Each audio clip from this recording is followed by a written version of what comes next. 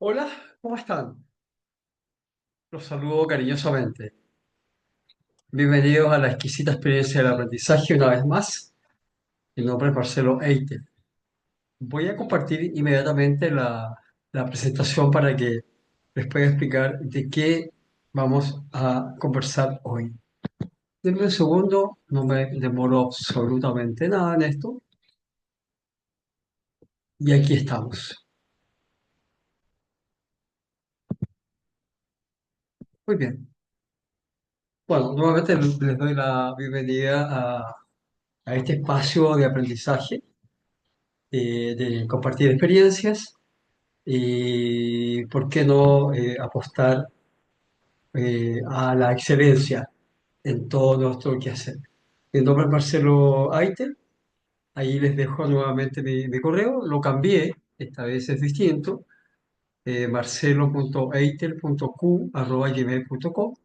Como siempre, ustedes pueden ver este material que lo estoy subiendo a mi canal, YouTube, que se llama Aprendizaje y Excelencia. Y si quieren, le pueden poner Marcelo Eitel para aproximarse más rápido a entrar al canal. Muy bien, entonces vamos a comenzar. Sin antes hablarles de mi auspiciador principal, que es Lean Sigma Entrenadores. Esta es una consultora de mejora continua, de mejora de procesos, de transformación cultural hacia la mejora continua. ¿No es cierto? Ellos tienen muchos años de experiencia, muchos proyectos, muchas empresas en el ámbito privado y también en el ámbito público, de todas las industrias que ustedes se puedan imaginar. Logística, operaciones, servicio, el mundo o área de la salud. Han estado, pero muchas compañías entregando sus conocimientos y vibrando con esto que se llama la mejora continua. Ahí les puedo dejar su correo, que es contacto@leansigma.cl. Y vamos entonces rápidamente a el tutorial 4, son los mapas de valor. Esta es la parte 2, ¿no es cierto? Que se llama mapa de proceso, los mapas del proceso, y en particular el mapa de alto nivel, también, ¿no es cierto?, llamado CIPOC, por sus siglas en inglés. Entonces, vamos a ir de a poco entonces entendiendo qué es lo que es un CIPOC, cómo se construye y para qué sirve. Bien, sigamos avanzando. Recuerden el modelo de mejora continua que propongo, que he propuesto desde el principio de estas cápsulas, ¿no es cierto? Eh, entonces, ¿en qué parte de este mapa estamos? Estamos acá, ¿no es cierto? Aquí voy a marcar con un... Ahí, estamos en la etapa del diagnóstico Lean, ¿ya? Ese que por la corriente número 2 alimenta a este centro neuronal de este modelo, que son los paneles visuales de gestión integrada. Entonces, estamos ahí, estamos en los diagnósticos Lean. Les recuerdo este modelo, ¿no es cierto? Que recuerden que esto hay una zona de la percepción, la zona de los clientes, donde el cliente percibe la calidad. Estamos hablando de esta zona donde, cuando hay una diferencia entre la expectativa del cliente, lo que quiere que le pase, y lo que realmente le pasa, la percepción, hay una brecha de calidad. Los responsables de esa brecha de calidad, negativa o positiva, son ustedes como proveedores, donde se compone de una zona de contacto o de ejecución, ¿no es cierto? Y una zona de soporte o de aseguramiento, donde están los procesos back, esos que no ve el cliente. Entonces, ¿de qué vamos a hablar hoy día? De esta zona. La vez pasada hablamos de la zona roja, cuando aprendimos a levantar el viaje emocional del cliente, también conocido como el Customer Journey Mapping. Pero ahora nos vamos a ir hacia atrás, hacia la zona verde, el triángulo. ¿Por qué verde? Es un código mío, que lo verde es racionalidad, pensamiento, procesos neurológicos. El ser humano siente la zona roja, la conexión emocional, pero también piensa. Y por lo tanto, vamos a hablar de los procesos de soporte en la zona verde. Perfecto. ¿Qué es un mapa de alto nivel CIPOC? ¿Y para qué sirve? ¿Cómo se usa? ¿Cómo se construye? Bien, consideremos una mirada integradora de lo que hemos estado aprendiendo hasta ahora. Resulta que la experiencia de un cliente, interno o externo, no es otra cosa que la suma de la experiencia que tiene un cliente, ¿no es cierto?, en la zona de contacto. Permítame tomar un poco de agua.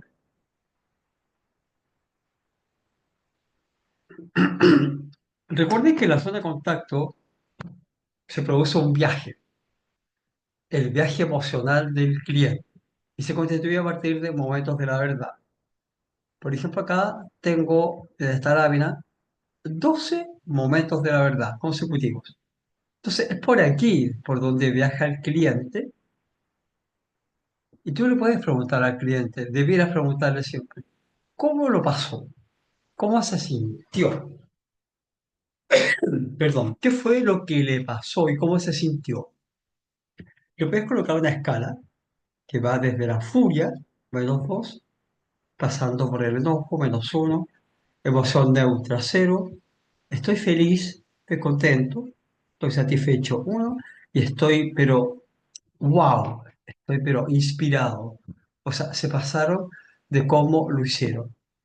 Me entregaron más cosas de las que yo venía a buscar.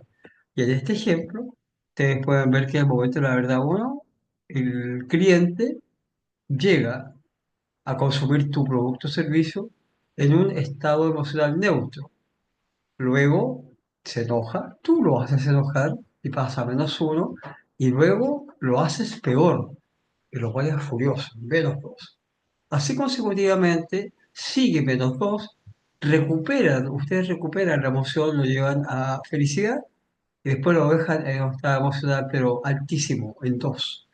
¡Wow! Y así la emoción del cliente, alumno o paciente se ve perturbada hacia arriba o hacia abajo, tal como aparece en esta serie de tiempo o gráfica de la perturbación emocional. La emoción del cliente, del cual tú eres responsable. Estamos recordando el tutorial pasado, cuando estábamos levantando el viaje emocional del cliente. Entonces, ¿qué es lo que pasa? Si tú miras esto, tú dices, voy a hacer mejora y como dice Lee, me voy a ir aguas arriba, voy a intentar mejorar lo más aguas arriba, porque sospecho que muchos de los ripios o problemas que hay aguas abajo pueden deberse en parte a cosas que ocurren aguas arriba y que no han sido ni siquiera identificadas, menos mejoradas o eliminadas los problemas. Entonces, ¿qué tal si nos concentramos ahí, en el momento de la verdad 3, donde la emoción es -2, o sea, el paciente, el cliente o el alumno está furioso, furioso, -2? Y la pregunta es, está bien, pero el problema solo se debe a que en la zona de contacto o en el momento de la verdad número 3 hay un problema. ¿Es solo responsabilidad de eso? La pregunta es no, no necesariamente. Ahora, ¿qué es lo que está pasando justo debajo de la zona de contacto, donde están los momentos de la verdad? Está el proceso de soporte, eso que el cliente no ve, pero que existe y que no le interesa verlo, le interesa que finalmente su experiencia sea positiva. Entonces, es fundamental mirar también qué hay detrás del telón, detrás de la zona de contacto. Y a eso le vamos a llamar proceso. ¿Ya? El proceso es un conjunto de actividades, un conjunto de tareas, de verbos. Las personas hacen cosas, ejecutan verbos Ir, venir, chequear, enviar, leer, controlar, en fin, verbos. Las actividades son un conjunto de verbos y un proceso es un conjunto de actividades. De hecho, ¿cómo podemos mirar un macroproceso según la mirada Lean? Según cómo Lean intenta entender un macroproceso. Es muy simple. Un macroproceso, tu compañía completa, ¿eh? Es un conjunto de procesos comerciales, operacionales, logísticos, de recursos humanos, de venta, de marketing, procesos estratégicos, procesos de mantenimiento, procesos de calidad, procesos de, en fin. Ahora, ¿qué es lo que son los procesos? Un conjunto de actividades, ¿ya? Dentro de un proceso hay subprocesos que le vamos a llamar actividades. Ahora, ¿qué es lo que es una actividad? Es un conjunto de tareas. Un conjunto de tareas constituye una actividad. Y un conjunto de actividades constituye un proceso. Y un conjunto de procesos constituye tu empresa completa. Pues bien, las tareas son las acciones realizadas por las personas. Son verbos, como digo. Ir, venir, chequear, leer, enviar, medir, etcétera. La pregunta que hace Lynn, cuando hago ese verbo, ¿lo hago bien o lo hago mal? ¿Lo hago bien a la primera o a la segunda o a la tercera? ¿Podré eliminar esa tarea sin que el cliente se dé cuenta? ¿O solo podré mejorarla para que cuando la haga no me genere ningún problema? Ahora, las tareas son las que hace usted, las personas. Entonces, esta mirada que hace Lean se llama jerarquía de un proceso. Y para hacer mejora continua bajo la metodología Lean y también Six Sigma, hay que mirar los procesos así. ¿Qué hacen las personas? Tareas. Y un conjunto de tareas es una actividad. Y un conjunto de actividades es un proceso. Y un conjunto de procesos es un macroproceso. Bien, dicho eso, entonces podemos pasar ahora a explicar qué es lo que es el mapa SIPO. Miren esta otra lámina. Aquí integré debajo del viaje del cliente, del paciente, del alumno, ¿no es cierto? De la zona de contacto está el proceso, el conjunto de actividades, descrito como el conjunto de actividades. Y si yo estoy escogiendo el momento de la verdad número 3, donde la emoción es -2, furioso, siempre me debiera preguntar, ¿es solo responsabilidad de la zona de contacto y de la persona en contacto o del canal la furia del cliente? ¿O hay algo que está pasando justo debajo de ese momento de la verdad, en alguna actividad del proceso de soporte que no ve el cliente? ¿Estará pasando algo ahí también? Que en conjunto con los problemas que hay en la zona de contacto son los responsables de la furia e insatisfacción del cliente. Entonces, ¿cómo podemos ver esto? Dado que estoy en el momento de la verdad número 3 aquí abajo, donde estoy muy furioso, me debo preguntar, ¿qué actividad de ese proceso es el que está justo de esta vecindad, entre el momento de la verdad 2 y el 4 y más centrado en el 3? Y dibuja ese proceso. Ese proceso, esa actividad, ¿no es cierto?, está constituido por actividades. Y fíjate que la actividad uno le puedo llamar actividad crítica uno. Ahora es crítica, porque tiene un momento, la verdad, crítico, furia, -2. Y una actividad, como dije antes, es un conjunto de tareas. O sea, debajo de esa actividad crítica puede estar la tarea uno, es verde. ¿Por qué es verde? Otro código vivo, me hago cargo. Verde significa que es una tarea que cuando se realiza es perfecta, no genera ningún problema, sale bien a la primera, cumple su estándar a la primera. Podríamos llamarle una tarea musculosa o sin grasa, sin desperdicio. Luego de la tarea uno, pensando que las tareas son secuenciales, una aproximación nada más que eso. Está la tarea 2 y también es verde. O sea, la uno y la 2 son tareas que agregan valor de cara a el cliente. No le generan problemas ni al cliente ni a ustedes como proveedores. La tarea 3 es amarilla. ¿Y por qué es amarilla? Porque es una tarea que genera problemas. Frecuentemente, casi siempre, no sale bien a la primera. Podríamos decir que es una tarea que genera desperdicio, que genera grasa, que tiene colesterol, que detiene el proceso, lo hace más lento o deteriora la calidad cara cliente o también deteriora, erosiona la calidad laboral para un colaborador. No es una tarea que me guste. Entonces, ¿la puedo mejorar? Sí, la puedo transformar en verde. ¿Y por qué es amarilla? ¿Por qué no es perfecta? Porque tiene grasa, colesterol. Muda, palabra japonesa que significa desperdicio o grasa. Y fíjese lo que pasa, como la tarea 3 no es tan buena, mancha a la tarea 4. Pero la tarea 4 es roja. ¿Y qué significa rojo? Para mí, que es una tarea que tiene problemas, que tiene grasa, pero yo puedo dejar de hacerla ahora. Es una tarea que genera grasa, pero es innecesaria. Yo hoy día decido no hacer más esa tarea, siempre y cuando no se corte el flujo de valor para el cliente.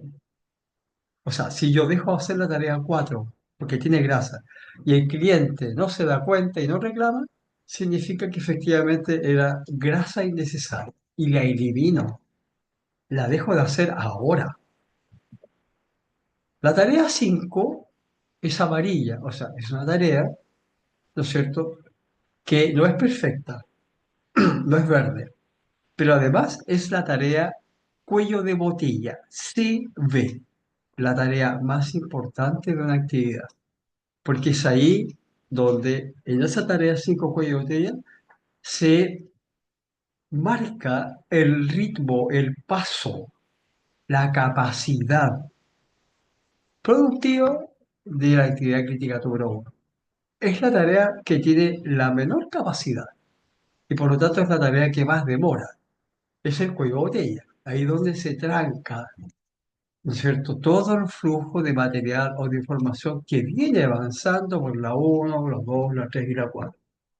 Y el problema es que si la 4, la 3, la 2 y la uno no están sincronizadas al mismo o a la misma capacidad de producción actual de la tarea 5, se empieza a generar atasco, se empiezan a generar sobreinventarios, trabajo en proceso, work in process, le llaman WIP, y esto se empieza a generar muchos problemas. Alto costo, inventario, desorden, accidente, merma, la eficiencia empieza a bajar. Por eso que la tarea 5 la coloco en amarillo, es la tarea cuello de botella. La tarea 6 es perfecta, nada que decir. La 7 es perfecta, nada que decir. Claro, si la tarea 6 funciona bien, la tarea 7 debiera también funcionar bien. No siempre es así. La tarea 8 es verde y la tarea 9 tiene grasa, también podría yo eliminarla. O sea, pasar de 9 tareas, yo podría pasar a 7. Mejorar la tarea 3 transformándola en verde, eliminando de toda la grasa que tiene. Y la tarea 4 y la tarea 8 simplemente, la 9 perdón, la 4 y la 9 simplemente las elimino. Las elimino porque no agregan valor. ¿Ya? Es un poco el enfoque Lean. Elimina todo aquello que no agrega valor. Gestiona el cuello de botella para hacerlo más rápido y con mejor calidad. Bien, ahí tienen un proceso que está justo debajo del momento de la verdad crítica. Ahí es donde hay que ser bien preciso y darse el trabajo de buscar ese proceso de soporte que está justo debajo del momento de la verdad crítico o de la vecindad, porque casi siempre la insatisfacción, llamémosle furia, de un cliente es la suma de problemas en la zona de contacto y también problemas en la zona de soporte. Casi siempre es así. Entonces, entendido eso y aclarado eso, vamos al mapa CIPOC. Este es el mapa CIPOC, ¿ya? Por sus siglas en inglés, voy a partir de acá, suppliers, proveedores, input, entradas, process, proceso, output, salida, customer, clientes, ¿ya?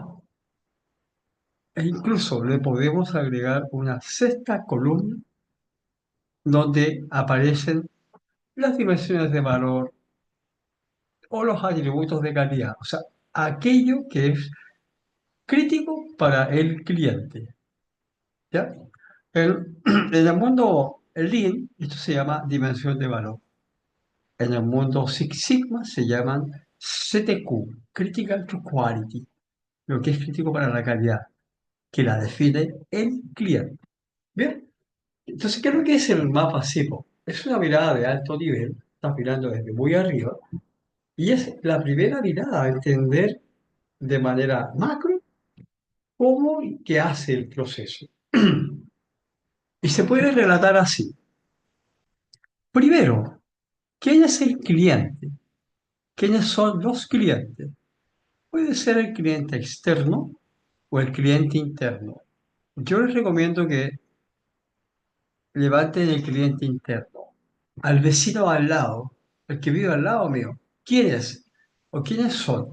Sobre todo cuando tú estás comenzando con un proyecto Lean, tienes que partir por algo más pequeño, más acotado. O sea, una de las primeras tareas que hace el CIPOC es que le pone límites al proceso a mejorar. Entonces, recomendación mía, parte siempre con tu cliente interno. Por ejemplo, un sistema de urgencia o una clínica tiene, ¿no es cierto?, a un cliente que es el paciente. Ese es el cliente interno, el que llega.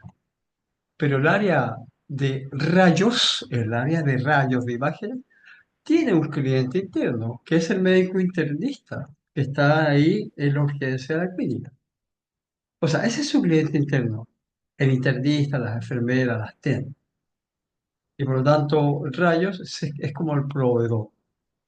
Entonces, recomendación, siempre hazlo en pequeño, pilotea en pequeño, porque lo pequeño es hermoso. Cliente interno. Entonces, este es un esquema que tiene la lógica de Makigami, mapear con papeles. Estos podrían ser POSIT y el fondo podría ser un papel craft. Cada cliente que tú reconozcas en un POSIT separados. Y es lo primero que tú tienes que hacer, ¿ya? Luego te tienes que preguntar, ¿qué es aquello que yo le entrego al cliente? ¿Qué es aquello que yo produzco y le entrego? Los output. Cada output en un papel o una casilla Excel o en una casilla Minitab o en alguna casilla de Power BI. ¿Ya? Reglas, ¿cierto? Si este output no tiene un cliente al cual asociarlo, significa que no es un output de este proceso. Al revés, si hay algún cliente que no tenga algún output, significa que este no es un cliente del proceso. Entonces, vean cómo voy. ¿Quién es el cliente y qué le entrego?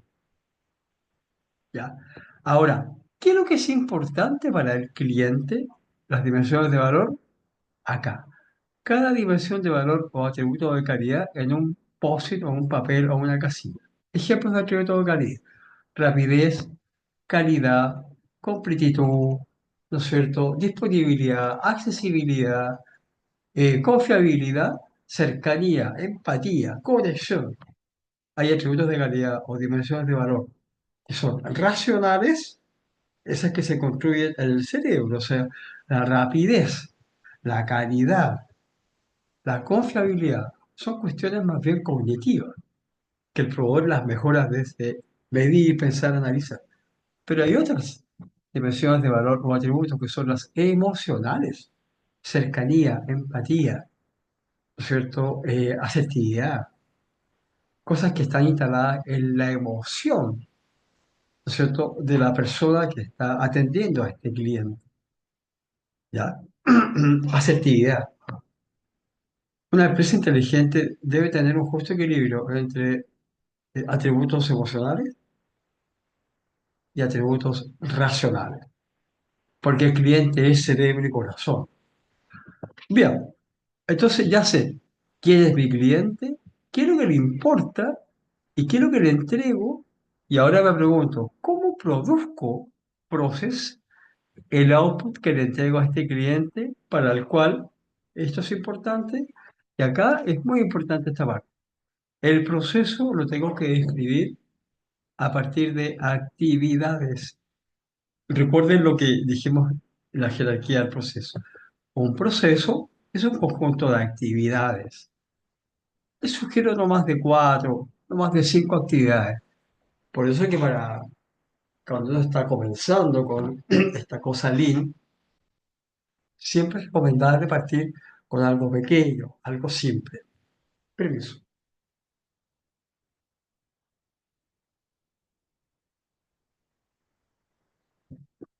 No más de, no más de cinco actividades. Nombres de las actividades. Entonces, aquí aparece la mirada de alto nivel.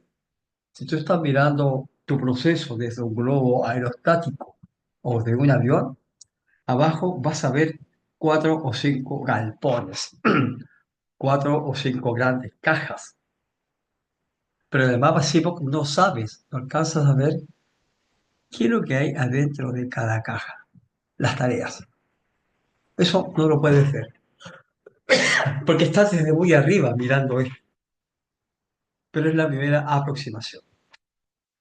Luego, tengo que preguntarme, ¿qué es aquello que necesita este proceso para producir lo que le entrego a estos clientes para el cual o los cuales esto es lo importante? Esos son los inputs, lo que entra al proceso. Los inputs pueden entrar por acá arriba, a la actividad uno o pueden entrar a cada actividad. No son los inputs que salen de la actividad uno y entran a la 2 o salen de la 2 y entran a la 3. No, esos están aquí adentro. No, son los que vienen de afuera. Energía eléctrica, gas, mano de obra, capacitación, planificación, ¿no es cierto? Estándares, todo aquello que necesita la P para producir la O, los inputs. Y la última pregunta que yo me tengo que hacer es, ¿a quién le pido los inputs? Los suppliers, que vuelvo a insistir, que sean internos. Imagínate que este proceso es el proceso que produce una galleta. Tu cliente va a ser la bodega de producto terminado y tu proveedor va a ser la bodega de materia prima o la bodega de envase o de caja, etcétera. ¿Ya? Supplier. Cada papelito para un supplier interno, cada papelito para un input. Reglas de los inputs. Si este input no tiene un proveedor, significa que no es un input del proceso. Al revés, si este proveedor no tiene un input asociado, significa que este no es un proveedor de este proceso. Ya, cosa importante, muy importante. ¿Es lo mismo un error que un defecto? Repito la pregunta. ¿Es lo mismo un error que un defecto? No es lo mismo. El error es un error de proceso.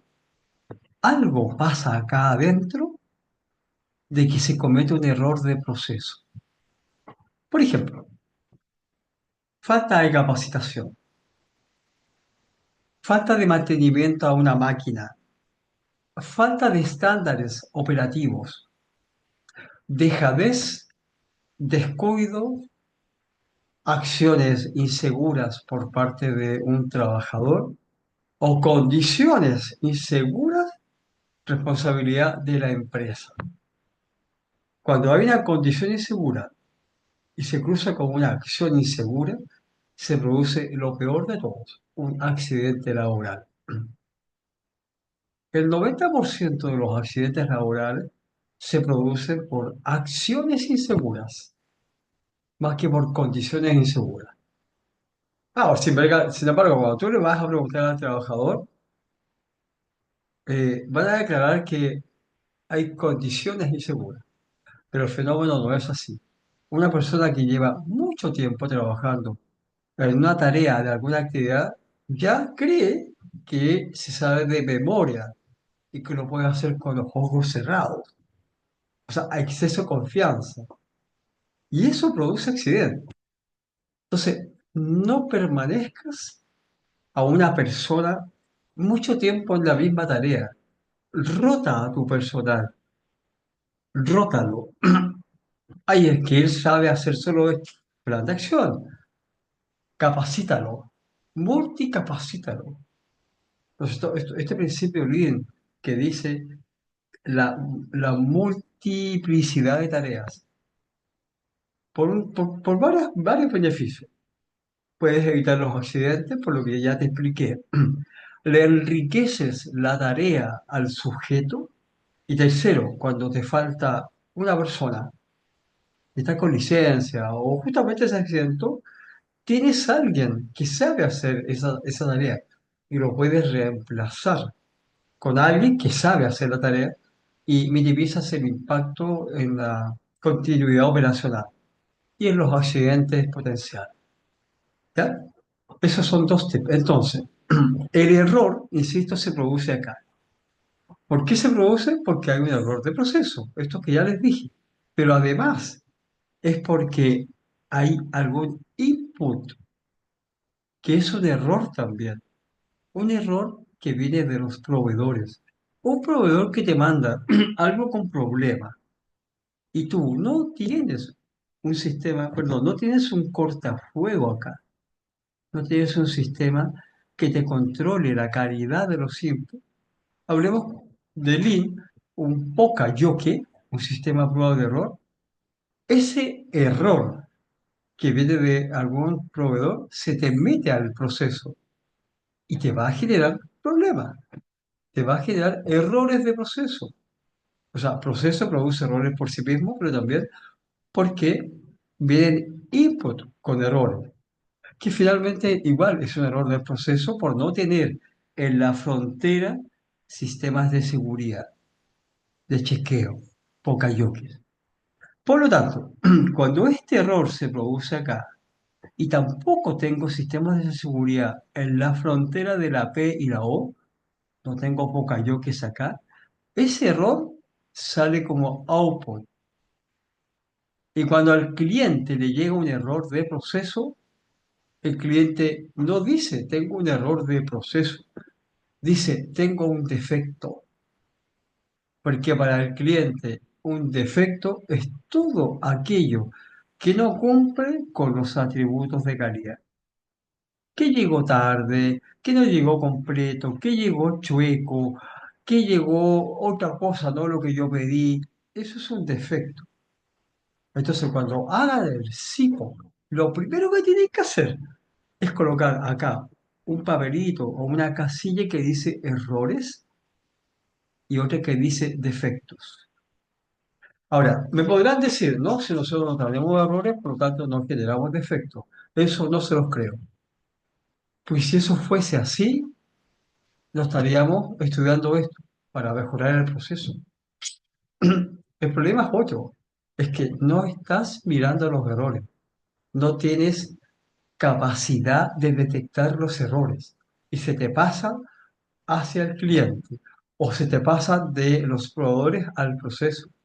Tu nivel de detectabilidad es bajísimo o nulo. Eso también se debe mejorar. Bien, Veamos algunos ejemplos que les traje acá, ejemplos reales que me ha tocado levantar y trabajar con empresas en el mundo del consulting. Tiempo atrás, años atrás, eh, me llamó el presidente de la Corte Suprema de nuestro país, de Chile, ¿ya? Eh, de nombre Sergio, se llama Sergio. El apellido me lo voy a reservar para no meterme en problemas, porque él ya está en un gran problema. Entonces, me dijo, Marcelo, te estoy invitando como consultor porque quiero que me ayudes a implementar el pensamiento Lean en el Poder Judicial de Chile. Abogados, juristas, gente del área legal de uno de los tres poderes de nuestro país queriendo hacer Lean. Y me dijo, pues ¿sabes por qué, Marcelo? Porque llegó a mis manos un libro que se llama Lean Thinking, que lo escribió un señor de apellido Womack. Ah, dije yo sí, pues Jim Womack, por supuesto. Quiero que me ayudes entonces a hacer Lean en el Poder Judicial. Y me acuerdo que en esa reunión estaba toda la Corte Suprema, estaban todos los ministros de la sala 3, creo que le llaman, la sala número 3, la Corte Suprema. Eh, y el presidente de la Corte Suprema le dijo a todos los ministros, ya le encargué a mi secretaria que les mande una copia de este libro, y lo mostró, porque esto es lo que tenemos que hacer en el Poder Judicial. Eso dijo el señor Sergio. Ok, levantemos el primer proceso con Lean y hagamos el mapa SIPO. ¿Qué proceso le interesaría hacer, señor Sergio? Ah, quiero que veas el proceso de compra de terreno, porque nosotros compramos terrenos, perdón, para que los abogados del Poder Judicial y los jueces puedan trabajar. Permiso. Perdona, estoy con un poco de alergia, pero eso no impide que sigamos haciendo esto. Listo. Entonces, páseme a un equipo y vamos a levantar el SIPO. Y levantamos las dimensiones de valor para el proceso de compra de terreno. ¿Quién era el cliente de este proceso? El Departamento de Infraestructura del Poder Judicial. ¿Qué es lo que le importaba al Departamento de Infraestructura? La eficiencia y la calidad. ¿Y qué es lo que tenía que yo entregarle al Departamento de Infraestructura? O sea, el output, un contrato de compra de un terreno. ¿Cómo se fabrica un contrato? 7 actividades.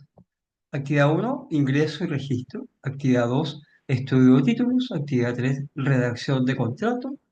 Actividad 4, solicitar el dinero.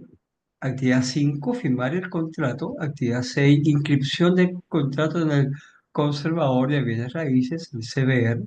Y actividad 7, registrar este proceso, toda esta cosa que se hizo en un sistema interno que tenía el Poder Judicial llamado CDR.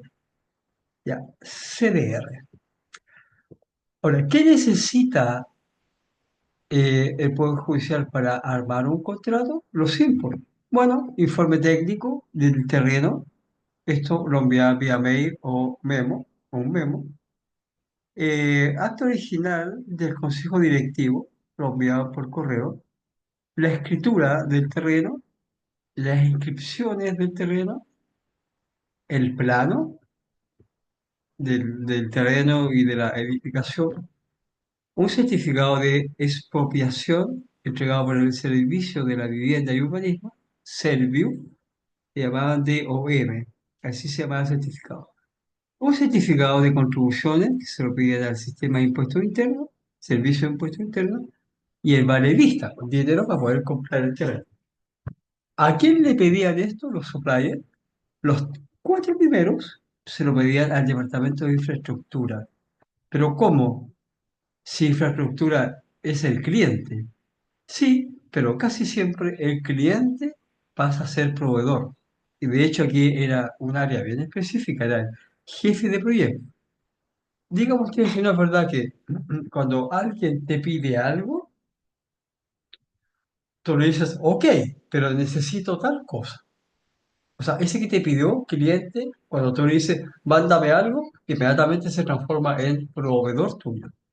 O sea, esto que se ve como lineal es circular en realidad, es una circularidad. Y el plano, la expropiación, etcétera, se lo pidieron al jefe de departamento de finanzas. ¿Ya? Ahí hay un mapa CIPO de un proceso real, de una organización real que se llama el Poder Judicial. Otro ejemplo, ¿no es cierto?, es este. Este está usando un esquema un poquito distinto, pero igual es válido. ¿Dónde está la diferencia? Bueno, aquí están los clientes, los outputs, me salto a los inputs, los suppliers, pero en la columna proceso colocan, ¿no es cierto? Es como el alcance, el nombre del proceso, preparar válvulas para retiro. Esta es una empresa que fabrica válvulas para cañerías industriales y las vende. Y acá le colocan además el objetivo, ¿ya? De este proyecto, que tiene como primera herramienta el SIPO. Entregar el pedido especificado en el tiempo correcto y con las especificaciones y completitud esperada. Y acá abre, ¿no es cierto?, el proceso en cuatro actividades. Recepción del pedido, procesar la orden, disponibilizar la orden y preparar la orden. Ese era un pedido que le hacían a la bodega, donde estaban las válvulas ya fabricadas. O sea, es un proceso de despacho o de distribución. Ahí tiene otro ejemplo. O sea, el mundo del poder judicial y un mundo de la industria manufacturera y vendedora de válvulas. ¿Bien? Ese es el mapa CIPOC. Tenemos dos ejemplos. ¿Ya? Eh, y es la primera etapa que nos va a servir para entender en detalle el proceso de soporte que está atrás. O sea, me voy hacia atrás, discúlpenme, estoy hablando de esto, acá estoy, ahí, para entender en detalle cuál es la efectividad, la eficiencia del proceso back o de soporte que está en la zona de aseguramiento que el cliente no lo ve. Eso, aquí hay como un telón, una cortina. El cliente solo ve esto. Pero esto es fundamental para que la percepción del cliente sea lo más parecida a la expectativa y no haya brecha de calidad. Entonces, el primer mapa que se levanta para entender el proceso BAC es el mapa CIPOC. ¿Ok? Bien, con eso termino la tutoría. Lo que viene ahora es, permítame si me puedo adelantar un poquito, a entender el detalle, o sea, ir a entender las tareas de la columna P. Vamos en el próximo tutorial a explicar el mapa de bajo nivel llamado Value Stream Mapping, que se mete adentro de cada cajita y lo dibuja y se pregunta para cada tarea que constituye cada actividad, ¿cómo lo estoy haciendo? ¿Bien? ¿Mal? ¿Más o menos? ¿Bien a la primera? ¿Puedo eliminar esta tarea o solo la puedo mejorar? ¿Puedo cortar el tiempo de ciclo de este proceso? ¿Puedo intervenir la tarea cuello botella? En fin, eso lo vamos a ver en el próximo tutorial. Así que les doy las gracias por escucharme y nos veremos lo más pronto posible. Que estén muy bien. Hasta luego. Nos vemos.